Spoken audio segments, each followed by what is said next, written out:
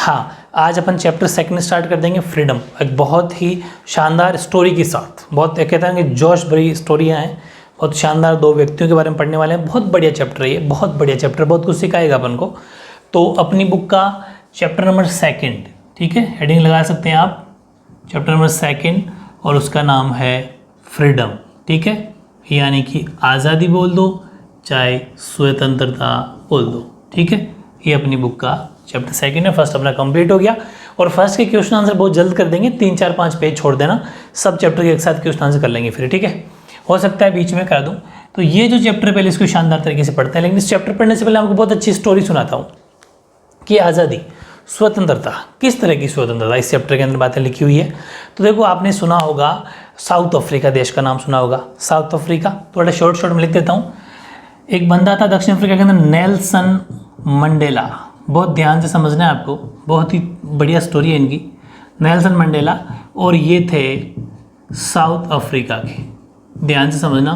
South Africa के अंदर Nelson Mandela, जो कि संगीत प्रिय थे, मतलब इनको गाने सुनना ये बहुत अच्छा लगता था, मुक्केबाज जो होते हैं, ठीक है, बॉक्सिंग, वो भी इनको बहुत पसंद थी।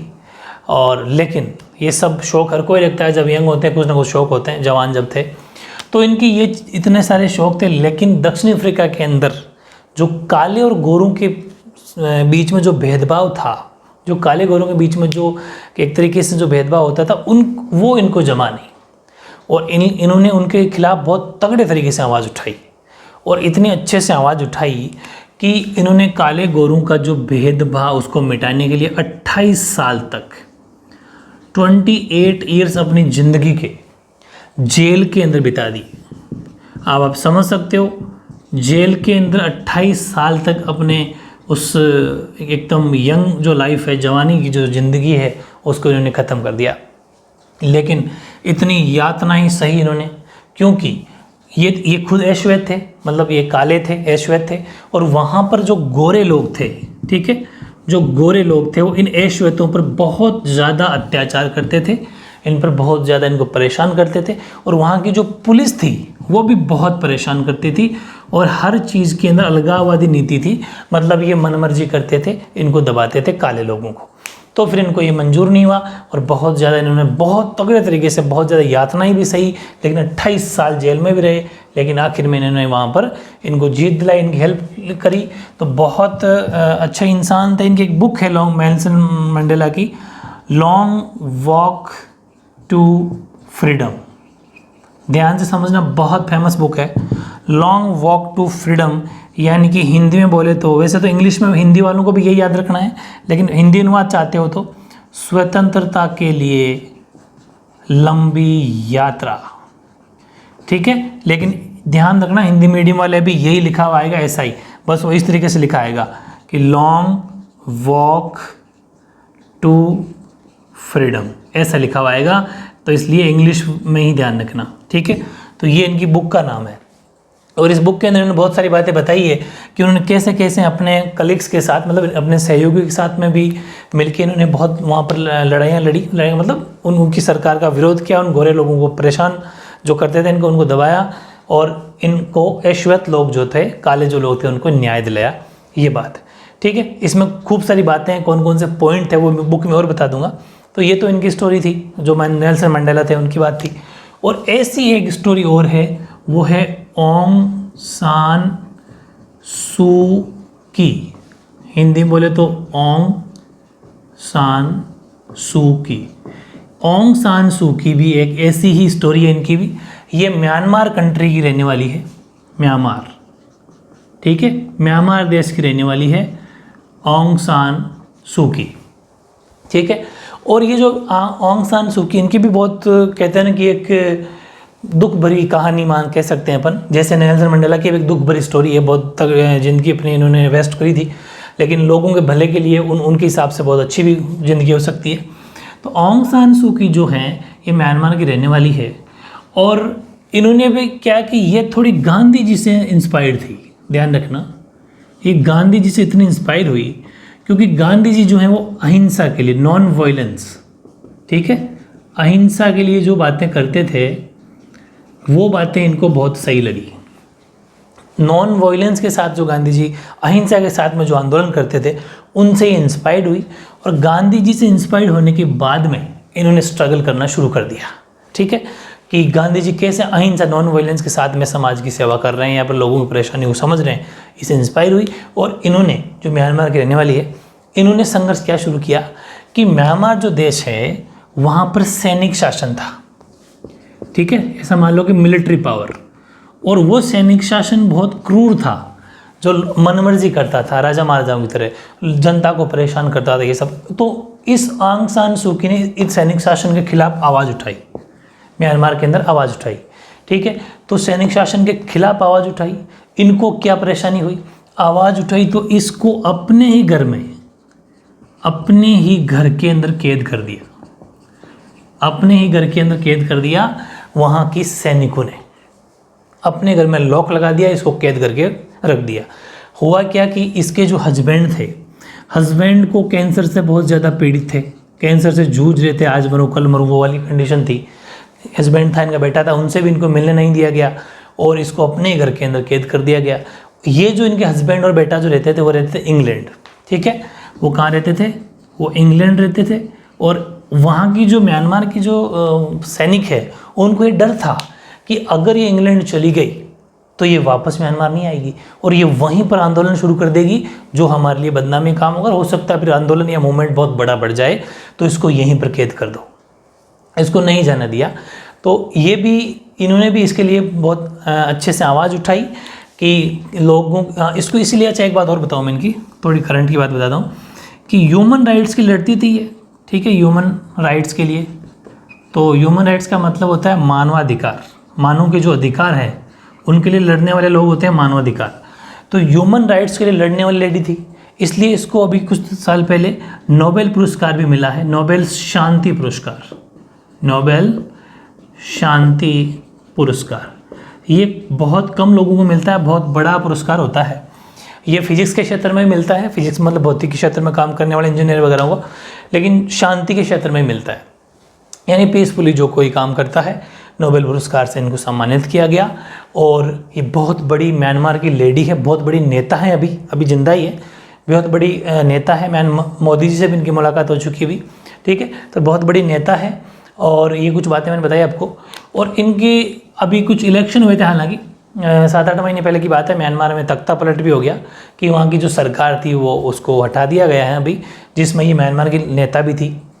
इसको भी 70-80% वोट मिले, बहुत फेमस नेताओं में आती है वहाँ के देश में। तो आप नेट पे सर्च कर सकते हो और इसके बारे में जानना चाहो जान सकते हो। तो ये कुछ इनकी भी ऐसी स्टोरी है। दोनों ही लोगों ने मतलब कि आवाज़ उठाई, जो उस टाइम पर जो बस ये इनके ये काले गोरों के खिलाफ उठाई थी, इन्होंने ह्यूमन राइट्स के लिए उठाई थी, मानवाधिकार के लिए आवाज़ उठाई थी। और इनकी जो बुक थी वो थी freedom for fear, freedom for fear, freedom for fear. Hindi अनुवाद अगर चाहते हो, इसका मतलब होता है भय से मुक्ति या फिर भय से आज़ादी। ये हिंदी अनुवाद है, लेकिन इंग्लिश में ही याद करना पड़ेगा हिंदी मीडियम वालों को भी, क्योंकि ये ऐसी लिखी हुई आती है। इन्होंने इस बुक के अंदर अपनी पूरी वो स्टोरी है वो इसके अंदर रखी है, जैसे मंडेला साहब ने इसके अंदर रखी है, वैसे इनकी बुक का नाम था फ्रीडम फॉर फियर, यानी कि भय से मुक्ति। ये ऐसा मानना था इसका कि अगर किसी इंसान को अपने देश में रहते हुए या फिर कहीं पर भी रहते हुए अगर डर लग रहा है, तो फिर वो किसी भी तरह की आज़ादी नहीं मानती। मैं तो ये कहना है इसका, क्योंकि अगर सपोज आप अभी रह रहे हो, जिस भी घर में रह रहे हो, अगर आपको डर लग रहा है कि किसका, जहाँ रहने वाले आसपास अपने ही लोगों का, इसका मतलब आप आज़ाद नहीं है। क्योंकि डर क्यों लग रहा है, डर नहीं लगना चाहिए। तो अगर अपन को डर लगता है तो अब इसका मतलब हम अभी भी आज़ाद नहीं है। और भी मैं इनके बारे में, दोनों के बारे में बहुत अच्छे अच्छे क्वेश्चन लेके आऊँगा। आप ही छोटा सा चार्ट, ऐसा रफली डायग्राम बना लो, ऐसा कैसा स्ट्रक्चर, क्योंकि ये ऐसे शॉर्ट नोट्स होते हैं जो छोटे छोटे शब्दों से अपना रिवाइज होता रहता है, लास्ट में काम आते हैं। इनसे बनने वाले क्वेश्चन मैं आज लूँगा, उनके बाहर कुछ भी नहीं जाएगा। 1-2 क्वेश्चन अपन फ्रीडम शब्द से भी ले लेंगे बस, ठीक है, ओके। हाँ, अब देखो क्वेश्चन आंसर। पहला क्वेश्चन बहुत ही बढ़िया कि लॉन्ग वॉक टू फ्रीडम किस व्यक्ति की आत्मकथा का शीर्षक है। मतलब ये किसकी ऑटोग्राफी है जिसका शीर्षक या title long walk to freedom है। तो अभी पढ़ा था अपन ने कि long walk to freedom is the title of autography of which person. तो आंसर हो जाएगा नेल्सन मंडेला, बहुत काम आएगा आगे तक। तो नेल्सन मंडेला की बुक की या फिर बुक का टाइटल क्या नाम था, long walk to freedom. Next, ये बहुत बढ़िया क्वेश्चन है। Nelson write a short note on Nelson Mandela's autobiography long walk to freedom. जो ये टाइटल था लॉन्ग वॉक टू फ्रीडम, इस पर शॉर्ट में आपको समझाना है। शॉर्ट का मतलब जो 2 मार्क्स में 3 मार्क्स में क्वेश्चन आ जाता है ऐसा कि जो उनकी आत्मकथा थी लॉन्ग वॉक टू फ्रीडम, उस पर संक्षिप्त टिप्पणी कीजिए, शॉर्ट नोट, संक्षिप्त टिप्पणी। तो सीधी सी बात है, उन्होंने इस बुक के अंदर क्या क्या बताया वो अपन को बताना है। हालांकि मैंने भी आपको स्टोरी बताई थी तो मोस्टली तो आपको वैसे ही याद हो गया होगा, लेकिन बस उनको शब्दों में या वर्ड्स में कैसे लिखना है वो सिस्टम आप सीख लो। तो ये था कि इस पुस्तक में मंडेला ने दक्षिण अफ्रीका में रंगभेदी शासन के खिलाफ अपने व्यक्तिगत संघर्ष का मतलब जो उन्होंने पर्सनल जो किया था कि उन्होंने क्या क्या किया, 28 साल तक की यातनाएं, मतलब सही जेल के अंदर 28 साल तक रहे, अपनी ज़िंदगी के 28 ईयर्स अंधेरी रातों में गुजारे, बड़ी मुश्किल से जो भी यातनाएं थी वो पूरी इसके अंदर बुक के अंदर बता रखी है। ठीक है, यानी कि in this book he talks about the personal struggle, यानी कि खुद के जो व्यक्तिगत संघर्ष थे, पर्सनल स्ट्रगल थे, उसके बारे में बताया against the apartheid regime in south Africa. ठीक है, नेक्स्ट है गोरे लोगों के शासन की अलगाववादी नीतियों के खिलाफ लोगों के प्रतिरोध और दक्षिण अफ्रीका के काले लोगों द्वारा झेले गए अपमान, कठिनाइयों और पुलिस के द्वारा किया गया अत्याचार। वो मैंने आपको भी स्टोरी में बताया भी था, वही वाली बात है कि वहाँ के जो गोरे लोग थे उनका शासन तो अलगाववादी था। अलगाववादी नीतियों का मतलब ये होता है कि सिर्फ और सिर्फ अपने लोगों की सुनना, सिर्फ और सिर्फ गोरे लोगों की बात को मानना, वैकेंसी भी गोरे लोगों के लिए निकालना, बड़े हाई जितने भी उच्च रैंक जो पोस्ट थी, पद थे, उन सब उच्च पदों पर इनको बिठाना, सब के अंदर इनको पूछ के काम करना और काले गोरों को बिल्कुल किनारे कर देना, उनको याद नहीं करना। उन्हें बोलते हैं अलगाववादी नीतियाँ। मतलब एक कहता है ना कि जो कुशासन होता है, जो वो वाला शासन अलगाववादी नीतियाँ होती है जो किसी के नहीं मानते, तो उनके खिलाफ लोगों के प्रतिरोध और दक्षिण अफ्रीका के जो काले लोगों द्वारा झेले गए अपमान था, तो इस वजह से काले लोगों को बहुत अपमान झेलने पड़े थे। उन अपमान और उनकी कठिनाइयाँ और पुलिस भयंकर अत्याचार करती थी, रंग देख के बहुत ज़्यादा पुलिस अत्याचार करती थी। इन सब की बातें इन्होंने मंडेला ने अपनी बुक के अंदर रखी है। ठीक है, यानी कि अपन बात करते हैं about the resistance of his people to segregationist policies of white regime, about the humiliations, hardships and police brutalities suffered by the black people of South Africa। ठीक है, तो ये बात होगी। एक पॉइंट बना के एक लाइन और लिख देना कि ये तो चलो उन्होंने कहा था, अब इसमें कौन कौन से मेन इशू रखे थे उन्होंने, भाई किन किन टॉपिक पे किन किन बातों को लेके वो ये स्ट्रगल कर रहे थे।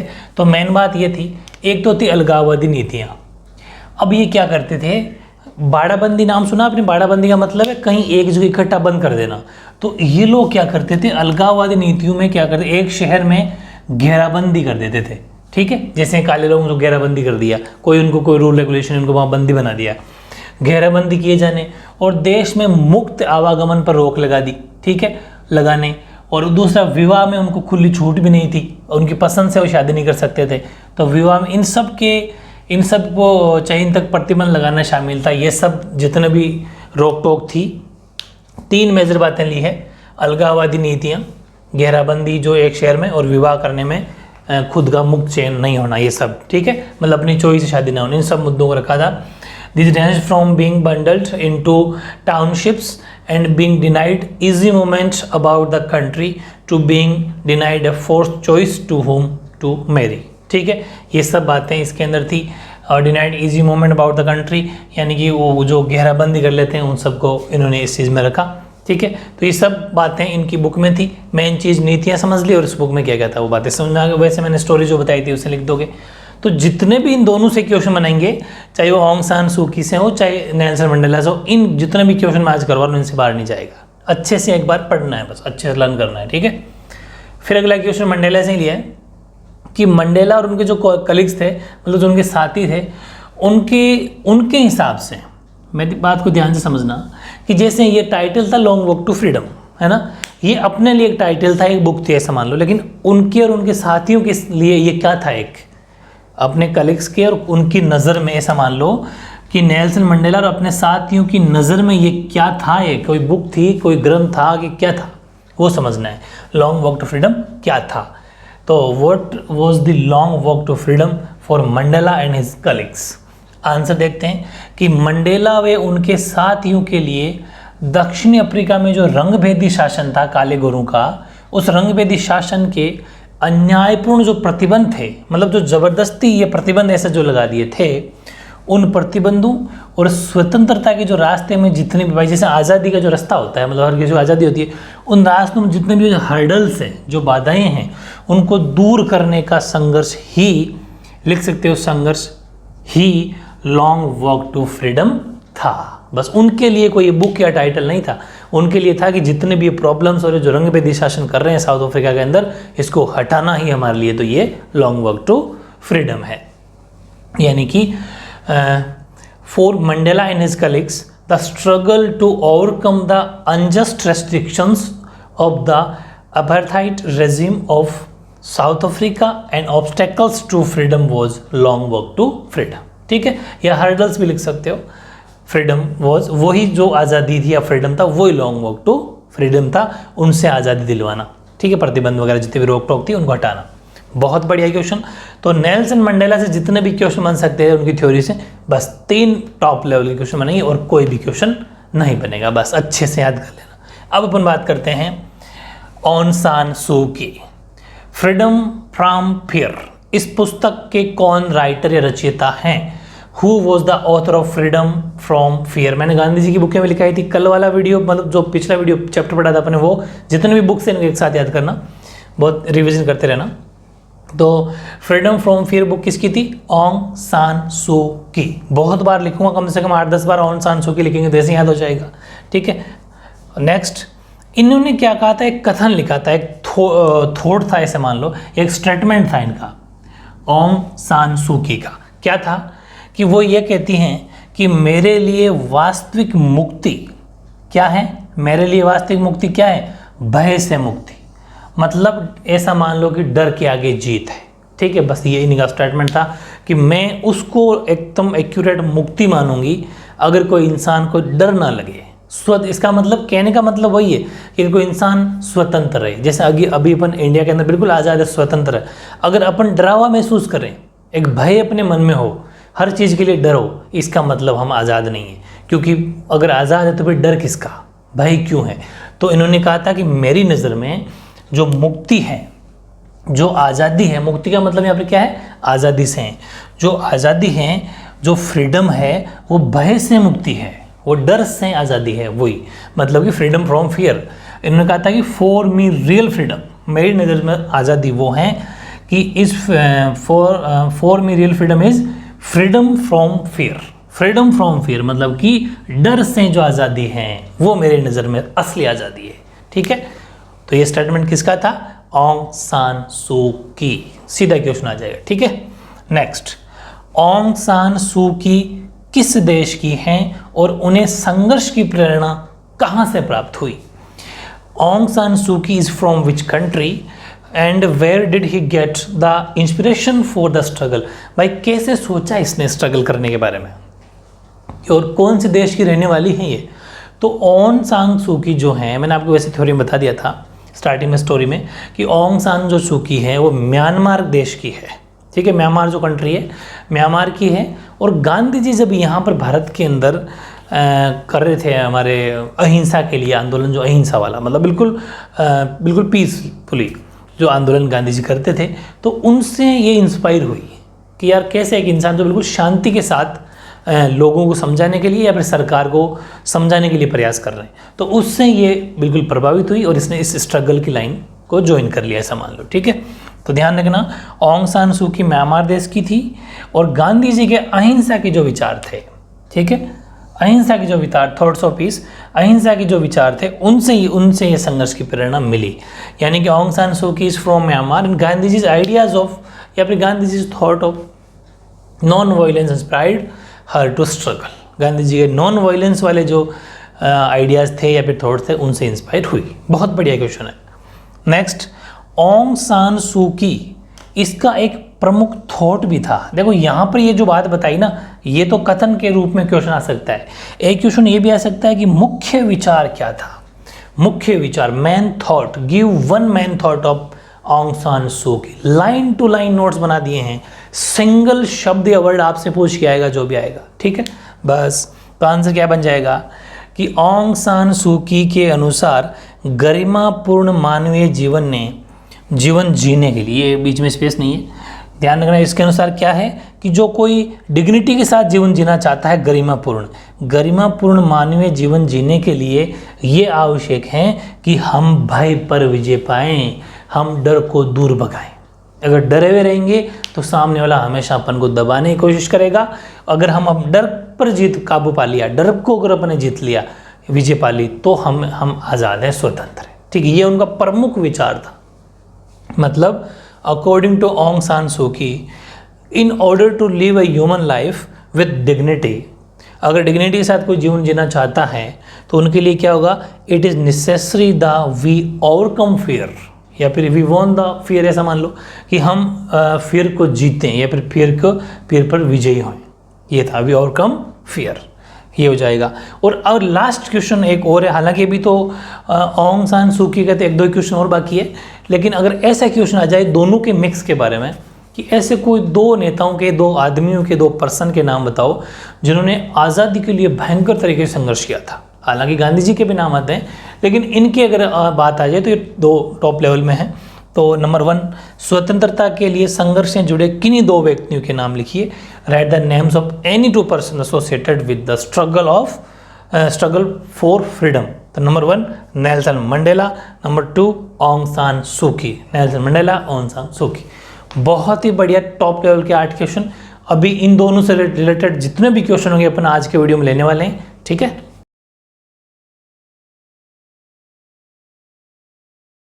हाँ, अब नेक्स्ट क्वेश्चन देखो, ये वो क्वेश्चन है जो अपने चैप्टर का नाम था, ठीक है।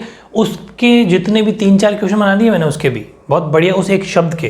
तो ध्यान रखना, अपन हर चीज़ की पीएचडी करते हुए चल रहे हैं, ठीक है। और इसका आपको ऐसे कैसे नोट्स बनाने हैं, साथ के साथ लर्न करना है। बस बार बार मैं एक ही बात बोल रहा हूँ, स्वतंत्रता का शाब्दिक अर्थ क्या है, शब्द का, इस वर्ड का। What is the meaning of freedom?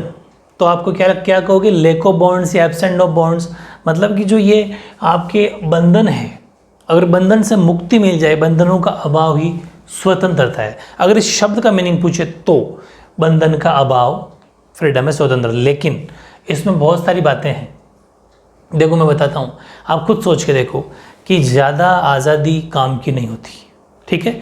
हर चीज़ में छूट दे देना, चाहे वो स्टूडेंट पर हो, चाहे बड़े लेवल पे हो, चाहे और मतलब कहीं पर भी हो, किसी भी फील्ड में हो, ज़्यादा फ्रीडम काम का नहीं होता। ज़्यादा फ्रीडम पे नुकसानदायक होता है। आगे पढ़ेंगे अपन हानि का सिद्धांत, जिसमें लॉस होता है। बहुत सारी बातें इस चैप्टर में बहुत कुछ सीखने वाले हो। तो ध्यान ही रखना है कि ज़्यादा आज़ादी काम की नहीं, इसलिए आज़ादी की 2 फॉर्म बनाई अपन ने, एक नेगेटिव, एक पॉजिटिव। यानी कि आज़ादी यानी फ्रीडम की नेगेटिव फॉर्म, मतलब कि नकारात्मक दृष्टि से स्वतंत्रता क्या है, और सकारात्मक यानी पॉजिटिव अगर दृष्टि से अपन देखें तो फिर फ्रीडम या आज़ादी क्या है, ये बहुत ज़रूरी है समझना। और फिर लास्ट क्वेश्चन लिया अपन ने, आज़ादी पर प्रतिबंध या रेस्ट्रिक्शंस क्यों ज़रूरी है। हालांकि अपन ने जब स्वतंत्रता का अधिकार पढ़ा था, फंडामेंटल राइट में, उस टाइम पर अपन देखा था कि गवर्नमेंट अपनी हर जगह बहुत सारी चीज़ों पर रेस्ट्रिक्शन लगाती है। वो क्यों लगाती है वो आपको पता, हर चीज़ में अपन ने बातें करी थी। वही चीज़ें, वो कुछ उसकी भी अपन को हेल्प मिलेगी। तो पहली बात ये समझ में आ गई, शाब्दिक अर्थ इसका अगर 1 मार्क्स में आ जाए तो लैक ऑफ बॉन्ड्स या एब्सेंस ऑफ बॉन्ड्स, जो भी बंधनों का अभाव। दूसरी जो चीज़ है, 10वां क्वेश्चन, वो है नकारात्मक दृष्टि से स्वतंत्रता परिभाषा बताओ। Right the definition of freedom is in negative form. तो देखो नेगेटिव फॉर्म की अगर अपन बात करें तो नकारात्मक दृष्टि से आंसर होगा व्यक्ति पर बाहरी प्रतिबंधों का अभाव, कि किसी भी इंसान पर बाहरी प्रतिबंध नहीं होने चाहिए।